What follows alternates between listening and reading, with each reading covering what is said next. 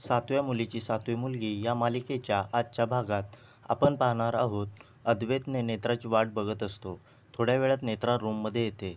अद्वैत तिला रुपालीबद्दल विचारतो. नेत्रा सांगते की रुपाली मात्र घरातच आहे, पण आत्या घरात कुठेही दिसत नाहीत. त्या नक्कीच अस्थी शोधण्यासाठी घराबाहेर पडल्या असतील. त्यावर अद्वैत म्हणतो की काळजी करू नको, मी त्यांना कॉल करतो. असं बोलून तो इंद्राणीला कॉल करतो. इंद्राणी कॉल रिसीव्ह करते.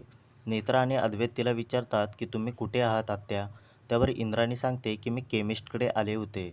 काय झालं, काही काम होतं का? आणि त्यावर नेत्रा सांगते की हो आत्या, केतकी काकूंनी रुपालीचं बोलणं ऐकलं आहे. ती कोणाला तरी भेटण्यासाठी घराबाहेर पडणार आहे. आपल्यालाही तिच्या पाठोपाठ जायला हवं, कारण ते आज मनोरमा आजींच्या अस्थी नष्ट करणार आहे. आणि ते ऐकून इंद्राणीला मोठा धक्का बसतो. तर नेत्रा तिला सांगते की आपल्याला तर रुपालीच्या पाठोपाठ जायला हवं आणि तिच्याकडून आजींच्या अस्थी मिळवायलाच हव्यात आणि कदाचित त्या अस्तिकाला भेटायला जाणार असेल, कारण आज मला संकेत आला होता. त्यावर इंद्राणी विचारते कोणता संकेत?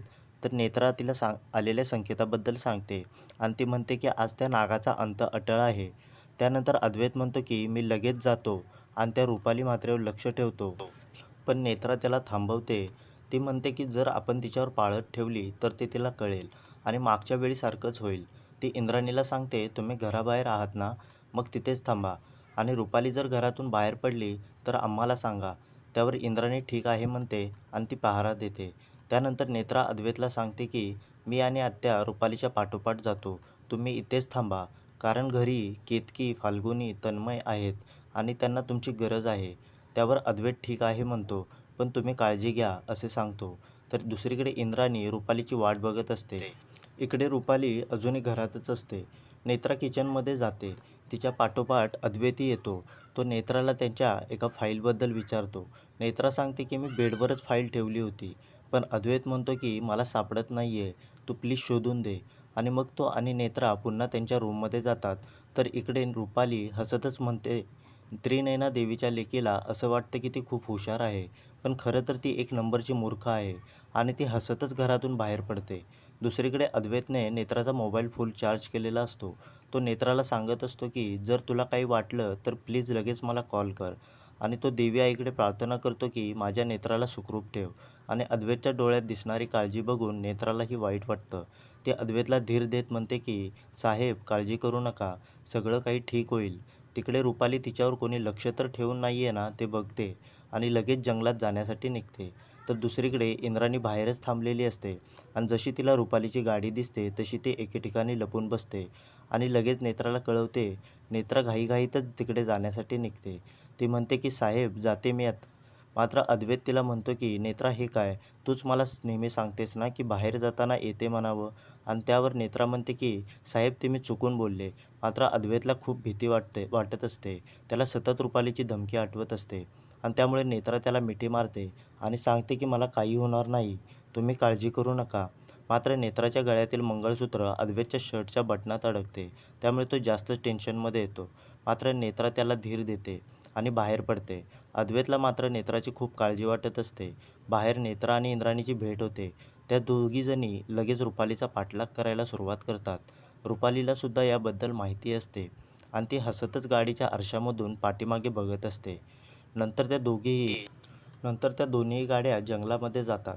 रुपाली एका झाडाच्या पाठीमागे तिची गाडी पार्क करते. नेत्रा आणि इंद्राणी त्या ठिकाणापासून काही अंतरावरच थांबतात आणि रुपाली नेमकं काय करत आहे हे बघत असतात. त्यानंतर रुपाली कारमधून खाली उतरते आणि गाडीची डिकी उघडते. तर त्या डिकीत नेमकं काय आहे हे नेत्रा इंद्राणीला कळत नाही. नेत्रा म्हणते की कदाचित त्यात मनोरमा आजींच्या अस्थी असतील आणि त्यावर इंद्राणी म्हणते हो नेत्रा, म्हणजे अस्थी इतके दिवस घरातच होत्या. इंद्राणी म्हणते हो नेत्रा, अस्थी इतके दिवस घरातच होत्या, रुपालीच्या गाडीमध्ये मात्र आपण त्या शोधू शकलो नाही. दुसरीकडे रुपाली एक फोन करते आणि तेथून निघून जाते. आणि रुपाली तेथून गेल्यानंतर नेत्रा आणि इंद्राणी सुद्धा पटकन गाडीमधून खाली उतरतात आणि रुपालीच्या गाडीजवळ जातात.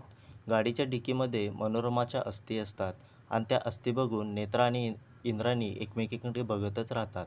आणि त्याचवेळी रुपाली पाठीमागून येऊन त्यांच्या मागे येऊन उभी राहते आणि ती हसतच विचारते की सापडली का मनोरमाची हाडं? त्यामुळे नेत्रा आणि इंद्राणी पटकन पाठीमागे वळून बघतात. तर त्या दोघींना काही कळण्याच्या आतच रुपाली हातोडीने इंद्राणीवर वार करते ती इंद्राणीच्या कपाळावरती हातोडी मारते आणि हा प्रकार बघून नेत्राच्या पायाखालची जमीनच सरकते. रुपालीने इंद्राणीवर खूप भयंकर वार केलेला असतो. तिच्या कपाळामधून रक्त येऊ लागते आणि काही क्षणात ती जमिनीवर कोसळते. त्यामुळे नेत्रा खूप घाबरते. मोठमोठ्याने इंद्राणीला हाका मारत तिला उठवत असते. मात्र इंद्राणी जागची हलत नाही आणि त्यामुळे नेत्रा चिडूनच रुपालीकडे बघते. तर रुपाली नेत्रावरही वार करण्यासाठी जाते, पण नेत्रा तिचा हात पकडते आणि ती रुपालीला पाठीमागे ढकलून देते. त्यानंतर ती रुपालीच्या पोटात लाथ मारत तिला खाली पाडते आणि तिच्या कानाखाली मारायला सुरुवात करते. त्यामुळे रुपाली घाबरते. तर दुसरीकडे इंद्राणीला शुद्ध आलेली असते. ती नेत्राला आवाज देते आणि त्यामुळे नेत्रा तिच्याकडे जाण्यासाठी निघते. मात्र रुपाली तिचा हात घट्ट पकडून ठेवते. पण नेत्रा तिचा हात सोडवते आणि इंद्राणीकडे जाते. इंद्राणीला शुद्ध आली आहे हे बघून तिला खूप आनंद होतो. पण त्याच वेळी रुपाली पुन्हा उभी राहते आणि ती त्याच हातोडीने नेत्रावर वार करण्याचा प्रयत्न करते. पण ती नेत्राच्या डोक्यात ती हातोडी घालणार इतक्यात नेत्रा सावध होत तिचा हात पकडते आणि त्यामुळे रुपाली काहीच करू शकत नाही. उलट तीच नेत्राच्या तावडीतून सुटण्याचा प्रयत्न करत असते. पण तिला ते शक्य होत नाही आणि मग रुपाली अस्तिकाला बोलावते. अस्तिका लगेच त्या ठिकाणी येते. अस्तिकाला बघून नेत्रा अजूनच चिडते. तिला आठवते की हिनेच अद्वैत साहेबांना दंश केला होता. हिच्याचमुळे आजींचा जीव गेला आणि मग ती रागातच अस्तिकाचाही गळा पकडते. तर व्ह्यूअर्स, आजचा एपिसोड तुम्हाला कसा वाटला ते कमेंट करून नक्की सांगा आणि मालिकेच्या पुढील भाग पाहण्यासाठी चॅनलला सबस्क्राईब आणि व्हिडिओला लाईक करायला विसरू नका.